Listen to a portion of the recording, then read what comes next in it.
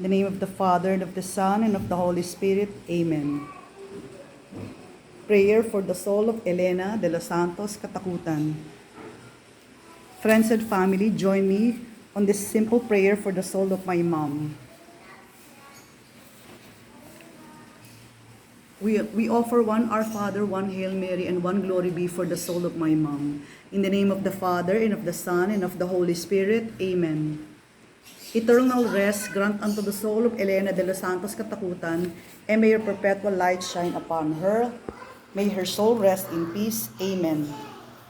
O Lord, help us to see death for what it really is, the end of poverty and the beginning of riches, the end of frustration and the beginning of fulfillment, the end of fear and the beginning of tranquility, the end of pain and the beginning of joy, the end of weakness and the beginning of strength.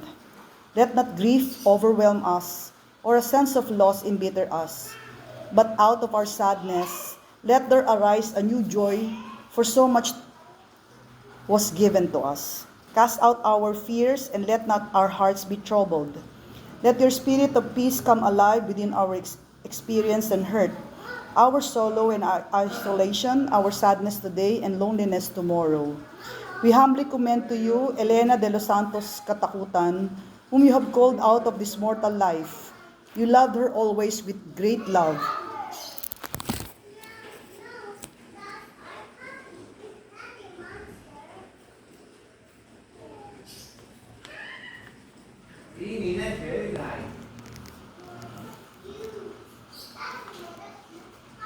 Now that you have freed Elena de los Santos Katakutan from all evils of this earth, bring her into your paradise, O Lord, where there is no more grief or mourning or sadness, but only peace and joy with your Son and the Holy Spirit forever. We thank you for all the blessings you have given Elena de los Santos Katakutan in her 90 years of her mortal life. We pray that she may be able to glorify you with those 90 years of her life that she lived and the way she made use of her blessings.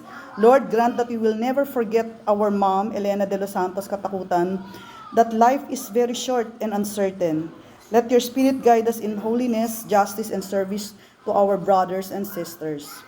We pray for the healing of all unhappy feeling of Elena de los Santos Katakutan's death that now lives in our hearts. Heal each and every one of her children who are grieving right now for the loss of their mom, including myself. Be with us, Lord, during our moments of sorrow and loneliness. You are our rock, our fortress, and our strength. We trust in you and hope in your glorious resurrection.